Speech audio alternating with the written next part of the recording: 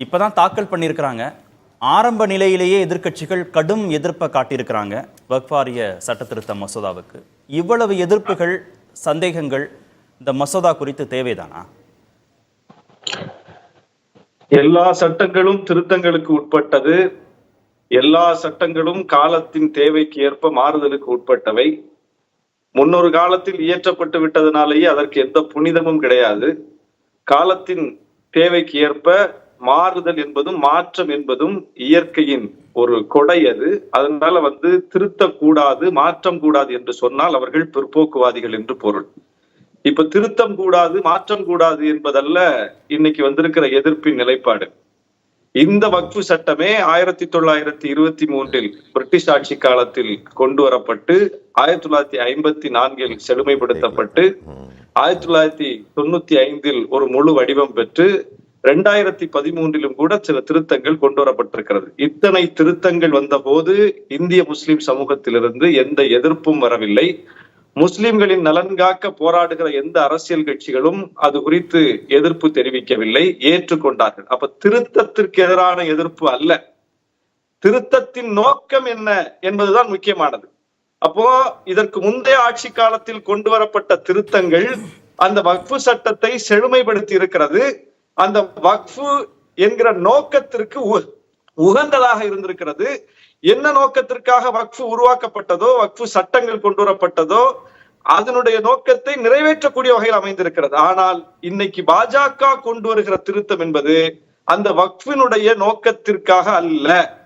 அந்த வக்ஃபு யாருக்கு பயன்படுகிறதோ, யார் கையில் இருக்கிறதோ அந்த மக்களின் நலனுக்காக அல்ல, வெறுப்பு அரசியலுக்காக, தங்களுடைய அரசியல் ஆதாயத்திற்காக, முஸ்லிம்களினுடைய அதிகாரத்தை பறிப்பதற்காக என்பதனால் தான் இன்றைக்கு எதிர்ப்பு வந்திருக்கிறது. பாஜக கொண்டு வரதுனாலதான் இவ்வளவு எதிர்ப்பா? கடந்த காலங்கள்ல பாஜக கொண்டு வரல திருத்தங்கள், மாற்றங்கள். இந்த முறை பாஜக கொண்டு வர்றதுனால எதிர்ப்பா? பாஜகவுடைய அஜெண்டா என்னன்னு பார்க்கிறோம்ல. பாஜகவுடைய செயல் திட்டம் என்ன?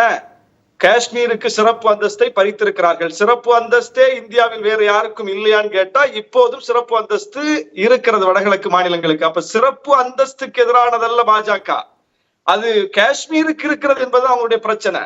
எல்லா மக்களும் அவரவர் விரும்பிய உடையை உடுத்துகிறார்கள், அவரவர் நம்பிக்கைப்படியே அணிகிறார்கள். ஆனால் ஹிஜாபுக்கு எதிரான போராட்டத்தை பாஜக நடத்துகிறது, ஹிஜாபை தடை செய்கிறது, ஹலாலுக்கு எதிரான போராட்டத்தை நடத்துகிறது. உணவு உரிமை என்பது எல்லோருக்குமானது. ஆனால் அதுல ஹலாலுக்கு எதிரான ஒரு பிரச்சாரத்தை அவர்கள் முன்னெடுக்கிறார்கள். பொது இடத்தில் வழிபாடு செய்வது என்பது அரசு அலுவலக வளாகங்களுக்குள்ளேயே வழிபாடுகள் நடக்கிறது, அதையெல்லாம் இங்க தடை செய்யப்படல. அப்படி இருக்கும்போது ஒரு பொது மால்ல, ஒரு சாலையில யாராவது ஒரு முஸ்லிம் தொழுகை நடத்திட்டா யோகி போய் அதை தடுக்கிறாரு, அதுக்கு பிரச்சனை பண்றாரு. அதுபோல புல்டோசர், குற்றச்செயலில் ஈடுபட்டவர்களுடைய வீடுகள், எல்லா குற்றச்செயலில் யார் ஈடுபட்டாலும் அவங்க வீடெல்லாம் போய் புல்டோசர் வச்சு இடிக்கல, முஸ்லீம் வீடுகளை பார்த்து இடிக்கிறார். அவர் இடிச்சதுல 90 விழுக்காட்டுக்கு மேல முஸ்லீம் வீடுகள். அப்ப ஒவ்வொன்னா பாருங்க, தனிச்சட்ட உரிமை என்பது முஸ்லிம்களுக்கு உண்டு, இந்துக்களுக்கு உண்டு, கிறிஸ்தவர்களுக்கு உண்டு, சீக்கியர்களுக்கு உண்டு, எல்லாருக்கும் உண்டு. அந்த தனிச்சட்ட உரிமை எல்லோருக்கும் இருக்கும் போது முஸ்லிம்களின் தனிச்சட்ட உரிமையை மட்டும் பாஜக திருடுகிறது, அதை திருத்துகிறது, அதை பறிக்கிறது. அப்போ பாஜக நடவடிக்கைகளை பார்க்கும் போது முஸ்லிம்களுக்கு அவர்கள் எந்த நன்மையும் செய்யாதவர்கள், கேடு செய்கிறவர்கள்.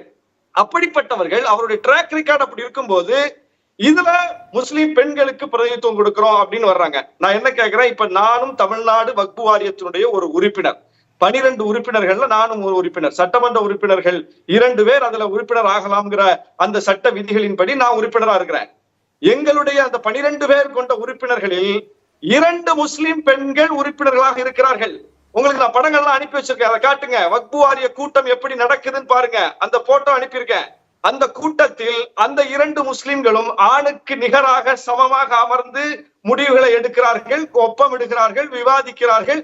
எல்லா உரிமையும் அவர்களுக்கு இருக்கிறது. இப்போ இருக்கிற வக்ஃபு சட்டம் முஸ்லிம் பெண்களை வரக்கூடாது என்று தடுக்கவில்லை. இல்ல, வக்ஃப் வாரிய சட்டத்துல மத்திய அரசு ஒரு விதமான சட்டங்களை, நடைமுறைகளை பின்பற்றுது, மாநில அரசுகள் ஒரு விதமான நடைமுறைகள், சட்டங்களை பின்பற்றுகிறார்கள்.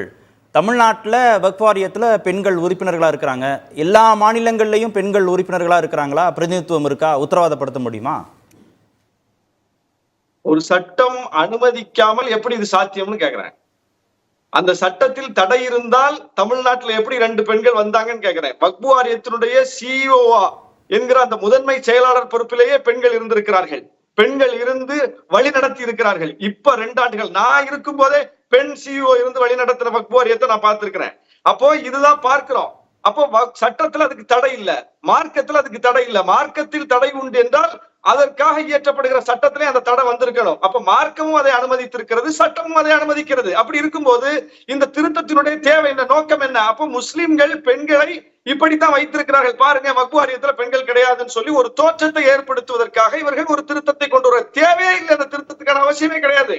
சரி, பெண்கள் மேல் இவ்வளவு அக்கறை என்றால் சுப்ரீம் கோர்ட்ல பெண் நீதிபதிகளே இஸ்லாமியர்கள் இல்ல, ஹைகோர்ட்ல பெண் நீதிபதிகளே இல்ல இஸ்லாமியர்கள், மாவட்ட ஆட்சியாளர்கள் அவங்க விகிதாச்சாரத்துக்கு ஏற்ப பெண்களுடைய பிரதித்துவம், முஸ்லிம் பெண் பிரதித்துவம் இல்ல, உயர்கல்வி நிறுவனங்கள்ல பல்கலைக்கழக வேந்தர்கள் இல்ல, இந்தியாவினுடைய பொறுப்புகளை தீர்மானிக்கக்கூடிய இடத்துல எங்கேயுமே இஸ்லாமிய பெண் பிரதித்துவம் இல்ல. நீங்க ஆணை கூட விட்டுருங்க, இஸ்லாமிய பெண்ணை மட்டுமே வச்சு பேசுவோம். ஒரு 2 பேர் எல்லாத்துலயும் சேர்க்கறதுக்கு ஒரு திருத்தம் கொண்டு வரலாம்ல. நீ பெண்கள் மேல அக்கறை உள்ளவன் தானே. இஸ்லாமிய பெண்களை அதிகாரப்படுத்துவதற்காக வராது வந்திருக்கிற மாமனிதான மோடி இதெல்லாம் செய்யுங்க. அதெல்லாம் செய்ய மாட்டாங்க. அப்போ உன்னுடைய நோக்கம் என்ன? இஸ்லாமிய பெண்களை அதிகாரப்படுத்துவது நோக்கமா, அல்லது இஸ்லாமியர்கள் பெண்களுக்கு எதிரானவர்கள், வக்ஃப் வாரியத்துல பெண்களுக்கு இடமில்லை என்று இல்லாத ஒன்றை இட்டுக்கட்டி பரப்புவது உன்னுடைய நோக்கமா? அப்ப நீ திருத்தம் செய்வதற்கு சட்டத்துல இடம் இருக்கு, திருத்தி இருக்கிறாங்க, எதிர்ப்பு வரல. நீ திருத்தும் போது எதிர்ப்பு வருதுன்னா உன்னுடைய பின்னணி என்னன்னு தெரியுது. அதுபோல இதுவரைக்கும் இஸ்லாமியர்களுக்கு வழங்கப்பட்டிருக்கிற உரிமைகளை ஒவ்வொன்றிலும் உணவு உரிமை, உடை உரிமை, வழிபாட்டு உரிமை, அரசியல் உரிமை அத்தனையிலும் கை வைத்து கடைசியில எஞ்சி இருக்கிற வக்ஃப் போர்டு மட்டும்தான். நான் என்ன சொல்றேன், மாஃபியா கிட்ட இருக்குன்றாங்க. சார்ந்தவர்கள் இருக்கிறாங்க இந்தியால. வக்ஃப் வாரிய சொத்துக்கள் வக்ஃப் வாரிய சொத்துக்கள் மாஃபியாக்கள்கிட்ட இருக்கு. அதுல இருக்கக்கூடிய ஏழை சாமானிய இஸ்லாமியர்களுக்கு எந்த விதமான பயனும் இல்லை அப்படின்னு அமைச்சர் நாடாளுமன்றத்தில் திரு கிரண் ரிஜிஜு சொல்றாரு. அதனால நாங்க அதை வாங்கி கொடுக்கிறோம், சாமானிய மக்கள் பயன்பெறுவார்கள்னு சொல்றாரு. நாங்களும் அதைத்தான் சொல்றோம்.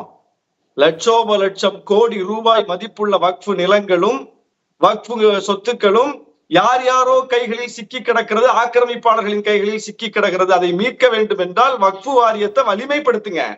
வக்ஃப் வாரியத்திற்கு அரசாங்கத்தின் சார்பில் போதிய நிர்வாகிகளை நியமிங்க, அதிகாரிகளை நியமிங்க, காலி பணியிடங்களை நிரப்புங்க, கேட்கிற பணியாளர்களை கொடுங்க, வக்ஃபுக்கு இன்னும் நிதியை கொடுங்க.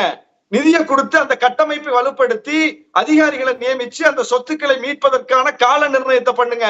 இந்த 2 ஆண்டுகளுக்குள் வக்ஃப் சொத்து முழுமையா பட்டியலிடப்பட்டிருக்கல. 58ஆம் ஆண்டிலேயே வக்ஃப் சொத்துக்கள் இதுதான் என்பது பட்டியலிடப்பட்டு அட்டவணைப்படுத்தப்பட்டுருச்சுல. எது வக்ஃப் சொத்துங்கிறது இப்ப குழப்பம் இல்லைல்ல. அப்படி இருக்கும்போது அரசாங்கம் அதை உறுதிப்படுத்தி இருக்கும் போது, ஆவணங்கள் கையில் இருக்கும் போது, வக்ஃப் சொத்து யார் கையில இருக்குது அப்படின்னா, யாரோ அனுபவிச்சுட்டு இருக்காங்க அப்படின்னா அதை மீட்பதற்கு சட்டம் தெளிவா இருக்கு, ஆவணம் தெளிவா இருக்கு. அப்ப நிர்வாக சிக்கல் மட்டும்தான் இருக்கு. நிர்வாக சிக்கலை நீங்க நிர்வாகத்தை வலுப்படுத்துங்க. அதுதானே வக்ஃப் வாரியம் கேட்கிறோம், அதுதானே முஸ்லிம் சமூகம் கேட்குது இவ்வளவு நாளா. அதை செய்வதற்கு துப்பில்லாமல் இவங்க என்ன சொல்றாங்க, கலெக்டர்கிட்ட கொண்டு கொடுக்குறாங்க. அப்ப நாளை கலெக்டர் நினைச்சா ஒரு வக்ஃப் சொத்து இல்லைன்னு சொல்லிடுவாரா? சரி, அந்த அதிகாரத்தை நீங்க யார்ட்ட கொண்டு கொடுக்குறீங்க? அந்த சமூகம் சார்ந்து.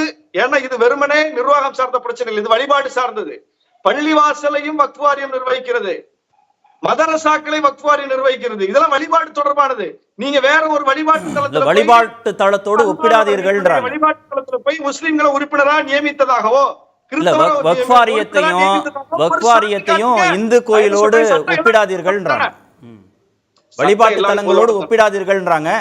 அடுத்த சுற்றுலையும் வரேன், நான் சொல்றேன், முடிச்சிடறேன். சட்டம் எல்லாருக்கும் பொதுவானது தானே. இங்க ஒரு மதம் மட்டும் பின்பற்றப்படல.